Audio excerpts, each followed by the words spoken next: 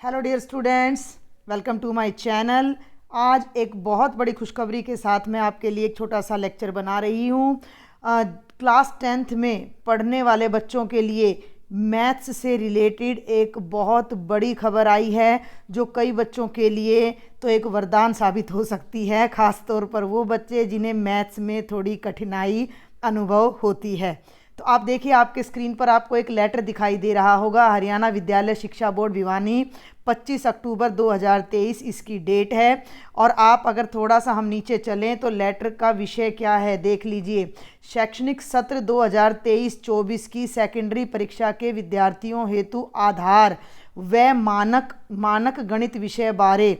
अब मैं आपको बता दूं, आधार मीन्स बेसिक और मानक का मतलब यहाँ स्टैंडर्ड मैथ से है। इंग्लिश मीडियम के बच्चे भी समझ लें। अगर आपको नहीं पता है तो मैं क्लियर कर दूं कि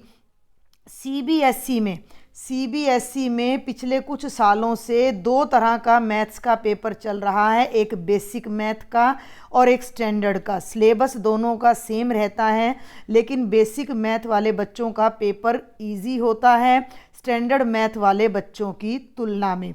तो ऐसा ही एक नोटिफिकेशन अब HBSC यानी हरियाणा बोर्ड ने भी जारी कर दिया है कि पूरा मैं नहीं पढ़ूंगी, आपको मेन बात मैं बता देती हूँ कि 2023-24 में गणित में कठिनाई स्तर के अंतर्गत आधार गणित और मानक गणित विषय चुनने का विकल्प प्रदान किया गया है। कोई भी विद्यार्थी आधार व मानक यानी बेसिक और स्टैंडर्ड मैथ में से कोई भी मैथ लेकर 10वीं में गणित की परीक्षा दे सकता है। फिर दोनों में फ़र्क क्या है, वो फ़र्क अब आप यहाँ देखें कि जो बच्चे बेसिक मैथ लेकर 10वीं की परीक्षा देंगे वो 11वीं में गणित विषय को अध्ययन हेतु नहीं चुन सकते। केवल मानक यानी कि स्टैंडर्ड मैथ लेने वाले बच्चे ही, केवल जो बच्चे स्टैंडर्ड मैथ लेकर पढ़ेंगे, समझ रहे हैं आप मेरी बात को, जो बच्चे स्टैंडर्ड मैथ लेकर 10वीं पास करेंगे वही बच्चे 11वीं कक्षा में गणित ले सकेंगे। और यही नियम CBSE का भी है। तो आप इस पूरे लेटर को, आपके स्क्रीन पर है, आप आराम से पढ़ सकते हैं। दोनों हेतु पाठ्यक्रम यानी सिलेबस और प्रश्न पत्र डिजाइन बोर्ड की वेबसाइट पर उपलब्ध है। बेसिक में थोड़ा बहुत ऐसा हो सकता है कि एक दो टॉपिक्स आपके कट कर दिए जाएं, बहुत ज़्यादा नहीं, क्योंकि अब इस बार तो वैसे ही आपका सिलेबस बहुत ज़्यादा रिड्यूस हो चुका है।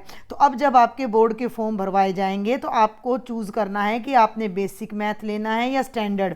और यहाँ पर अब आप देख सकते हैं question paper design for basic and standard maths 23-24 के लिए। पैटर्न बिल्कुल वही है, दोनों का एक एक नंबर के 20 क्वेश्चन आएंगे, दो नंबर के 5 आएंगे, ठीक है, वेरी शॉर्ट, जिसमें 2 इंटरनल चॉइस आपको मिलेंगी। 20 में 18 MCQ 1 वर्ड फिलअप्स होंगे और 2 असर्शन रीजन बेस्ड क्वेश्चन होंगे। आगे चलें तो 3 नंबर के 6 क्वेश्चन होंगे, जिनमें 2 क्वेश्चन में इंटरनल चॉइस मिलेगी।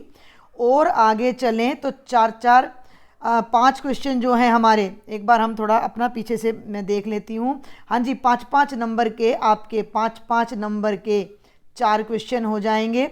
उन चारों में भी 2 में आपको चॉइस मिलेगी। और 4-4 नंबर के 3 क्वेश्चन होंगे जो case based, study based, passage based आपके क्वेश्चन होंगे। तो पैटर्न तो वही रहेगा, लेकिन अब ध्यान से देखें कि जो स्टैंडर्ड मैथ वाला क्वेश्चन पेपर होगा उसमें 43 नंबर नॉलेज और अंडरस्टैंडिंग के होंगे, आपकी समझ के। एप्लीकेशन यानी कोई फॉर्मूला हमने पढ़ लिया और उसका प्रयोग कैसे करना है, उस पर 19 नंबर के क्वेश्चन आएंगे। स्किल यानी कौशल के 18 नंबर के। तो जो नॉलेज है वो 54% आएगी, एप्लीकेशन 24% और स्किल 22%। लेकिन जब बेसिक की बात करते हैं तो वहाँ पर आपका ये नॉलेज वाला लेवल बढ़ जाएगा, यानी जो आपने पढ़ा है, जो फॉर्मूले देखे हैं, जो चीज़ें पढ़ी हैं, उन पर बेस्ड आपका 75% सिलेबस यानी 60 नंबर का पेपर केवल मैथ्स में से नॉलेज बेस आ जाएगा। 12 नंबर का एप्लीकेशन बेस्ड और स्किल से केवल 8 नंबर का आपका पेपर आएगा। तो मेरे हिसाब से ये 10वीं कक्षा के बच्चों के लिए एक बहुत खुशी की खबर है। अभी आपके पास बहुत टाइम है, तो आप आराम से सोचें आपने कौन सा मैथ्स लेना है।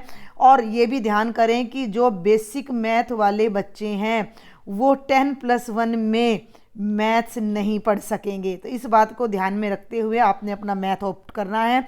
और इसी तरह की लेटेस्ट अपडेट पाने के लिए मेरे चैनल को सब्सक्राइब करके रखें और ज़्यादा से ज़्यादा अपने फ्रेंड्स को शेयर भी करें। Thank you.